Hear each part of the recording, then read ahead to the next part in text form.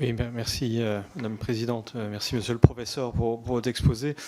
J'avais des réflexions et questions par rapport à la transition écologique et quels seraient selon vous les domaines dans lesquels l'Europe effectivement peut être en situation, comme l'a dit ma collègue, finalement d'être sur déjà vraiment l'innovation de rupture, parce que quand on regarde effectivement la situation de l'innovation en Europe, on a franchement du mal à voir quels sont les domaines sur lesquels on peut espérer encore avoir de l'avance. Bon, on parle de l'Airbus des batteries, mais on parle de fabriquer des batteries comme d'autres fabriquent déjà des batteries. Donc quelles sont les sources d'innovation de rupture, ce qui pose ensuite la question de l'accompagnement social des changements, puisque moi je ne sais pas ce que vous en pensez d'ailleurs, mais je ne suis pas persuadé que le futur leader mondial du véhicule électrique autonome sera nécessairement un constructeur automobile traditionnel.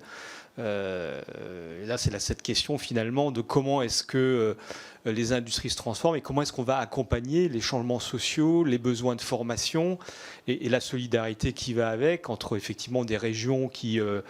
je pense notamment à l'Allemagne, qui aujourd'hui est très fort sur l'industrie automobile. Que va-t-elle devenir cette industrie? On peut parler aussi du charbon en Pologne, etc. Donc comment est-ce qu'on aide ces régions et comment justement dans le cadre d'une politique industrielle plus large, on prend en compte ces éléments? Et dernière question, le rôle des PME dans cette innovation et dans cette nouvelle industrie, puisque les emplois aussi, on a besoin d'avoir des emplois dans les territoires et on a besoin d'organiser cette répartition géographique pour avoir des territoires équilibrés qui se développent de manière homogène. Je vous remercie.